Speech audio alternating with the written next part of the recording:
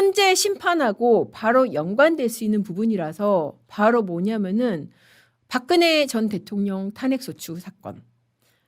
이거 지금 사실 제가 그런 생각 많이 하는데 박근혜 전 대통령 탄핵 사건 보면은 결정문 보면은 이거로 대통령이 탄핵 소추가 됐어? 이게 맞아? 그런 생각이 많이 들거든요. 그때 당시에는 박근혜 전 대통령은 형사재판도 시작이 안 됐었습니다. 왜냐하면은 대통령은 형사 불소추 특권이 있잖아요. 내란 또는 외환의 죄를 제외하고는 재직 중 소추되지 않잖아요. 박근혜 전 대통령이 받고 있는 혐의는 뇌물죄, 직권남용, 강요죄 이런 거였었습니다. 그렇기 때문에 당시에는 형사재판 시작도 안 됐고 이 형사상 조사도 안 받는 상태였습니다. 그럼에도 불구하고 이 탄핵심판정에 그런저런 사유들이 쫙 올라갔어요. 근데 그게 나중에 대폭으로 무죄가 났었다. 그러니까 아니 이렇게 형사재판에서 무죄 날 거를 갖다가 탄핵 사유로 싹 올려가지고 탄핵 심판하는 거 이게 말이 돼? 이거 박근혜 때 이렇게 됐었어. 이거 윤석열 탄핵 심판도 이렇게 되는 거 조심해야 돼. 라는 이 의견이 인권위원이 이런 의견을 결정문에 썼습니다. 그래서 제가 그 내용 오늘 소개시켜 드리겠습니다. 누구냐면은 이제 한석훈 인권위원입니다. 한석훈 인권위원이 이거는 게시판에 쓴 것도 아니고 인권위 결정문에 있는 내용이에요. 이게 뭐냐면은 인권위가 왜 얼마 전에 윤 대통령에 대해서 방어권 보장해야 된다. 그런 의견 냈었잖아요. 막 그거 갖다가 이제 그 좌파들 진보 단체에서 인권위 앞에 가서 시위도 하고 야 무슨 인권위가 대통령 방어권 보장 의견을 내 이게 말이 돼? 너네가 뭐라고 지금 이런 거를 헌재에 권고를 내 이러고 난리치지 않았습니까? 아무튼 그때 그 결정문 중에서 이런 내용이 있었습니다. 자, 이 사람이 이제 뭐라고 그랬냐? 헌재 지금 재판 진행이 박근혜 탄핵 심판 전례를 따르는 거라면은 그 사건의 졸속 재판이 이후에 형사 재판에서 여실히 드러난 거를 타산지적으로 삼아야 된다. 그러니까 야 너네 지금 박근혜 때도 이렇게 했어. 박근혜 때도 이렇게 했어라는 얘기를 실제로 헌재가 많이 합니다. 특히 누가? 문영배 소장 대행이 박근혜 전 대통령 때도 이렇게 검찰 조서 같은 거 다 증거로 채택을 했었다. 그리고 이제 헌재 브리핑할 때도 그런 얘기 많이 하거든요.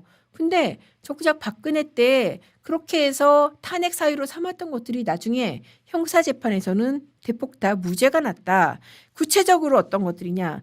미르케이 스포츠재단 설립자금 출연의 제3자 뇌물수수 강요. 현대자동차 그룹에 대한 그 KD 코퍼레이션 납부말선 강요.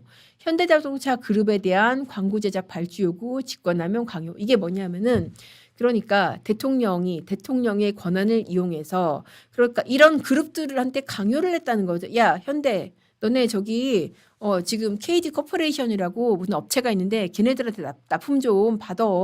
그리고 무슨 어떤 광고 제작 업체가 있는데 이거 그 차은택하고 관련된 그런 업체였는데 이런 업체에다가 그 광고 물건 좀 주고 그래. 이런 식으로 한마디로 어떻게 말하면은 대통령의 권한을 이용해서 굉장히 찌질하게 사기업들을 압박했다는 거잖아요. 이게 되게 많아요. 보면은 또 현대만 있는 게 아니라 KT에 대한 플레이그라운드 홍보 담당 임직원 그러니까 KT에 대해서 플레이그라운드 홍보 담당 임직원 이거 누구 채용해. 그리고 GKL 그랜드 코리아 레저 이게 뭐냐면은 공기업입니다. 이런 경마 경륜 같은 거 하는 공기업인데 장애인 펜싱팀 창단 좀 해. 그리고 운영도 그리고 누구 업체에 맡겨.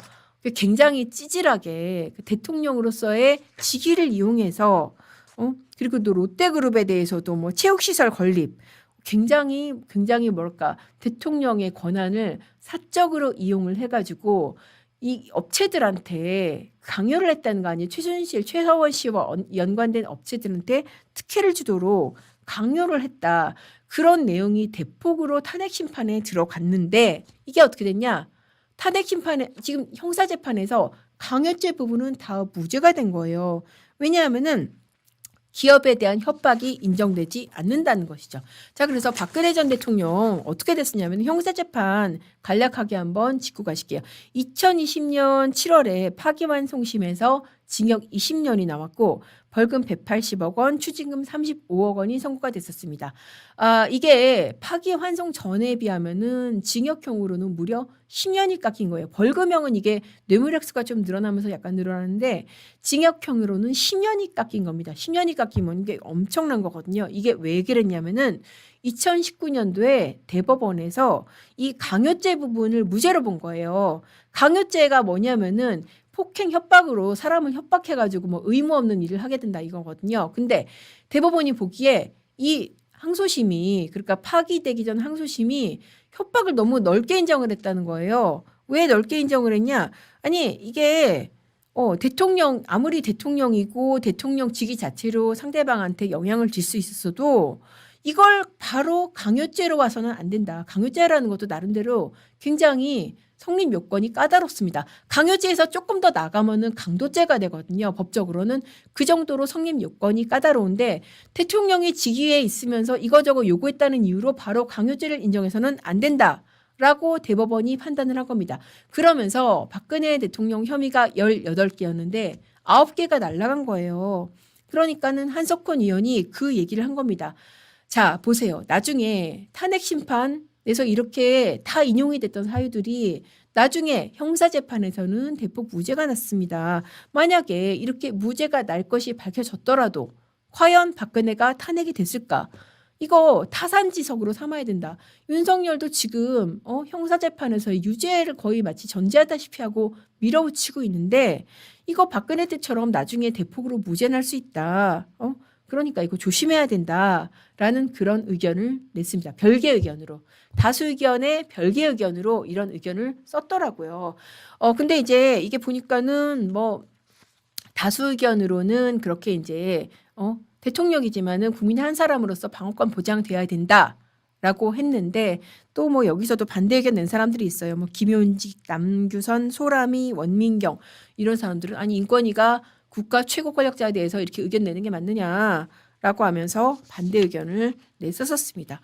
아무튼 이 글을 제가 읽어드린 것은 실제로 헌재가 우리 박근혜 때도 이랬어라는 얘기를 많이 하고 있는데 그럼 박근혜 때는 제대로 됐냐? 그게 아니라는 거죠. 그거를 그냥 뭐 법조인의 단순한 생각이 아니라 현직 인권위원이 결정문에서도 지적을 했고 실제로도 대법원이 탄핵소추 사유로 이렇게 들어진 수많은 혐의들 중에서 상당 부분을 무죄로 판단을 했다. 그러니까 탄핵소추할 때 형사재판보다 먼저 하는데 이렇게 형사재판에서 나중에 어떻게 될지 모르는데 이거를 갖다가 이렇게 유죄를 전제하고 어떤 결론을 전제하고 이렇게 달리면 안 된다. 박근혜 때 교훈을 타산지석으로 삼아야 된다는 것이었습니다.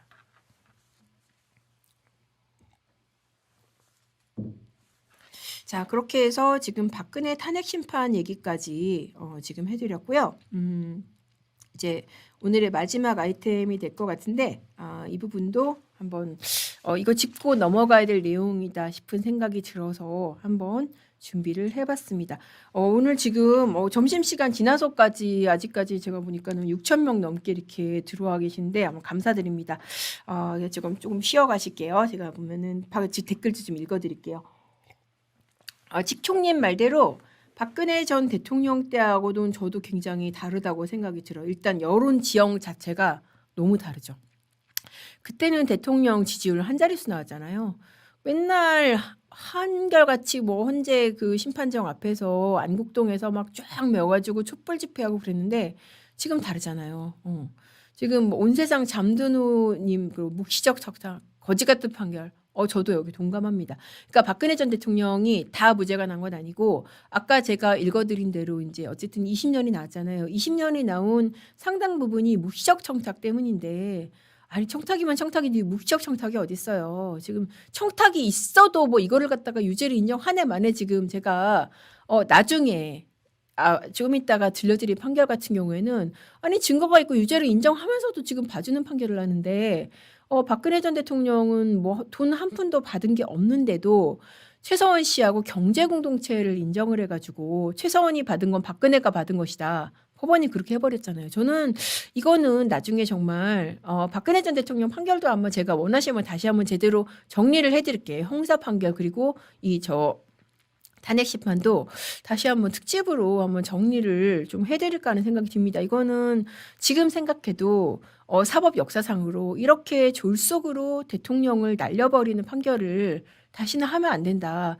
그런 생각이 들 정도로 탄핵 심판의 논리도 굉장히 엉성하고 형사재판도 정말 건너뛴 논리가 정말 많았습니다. 어떻게 두 사람이 경제공동체예요? 두 사람이 뭐 가족을 잃었으니까 법적으로 무슨 관계입니까? 아무것도 아니잖아요.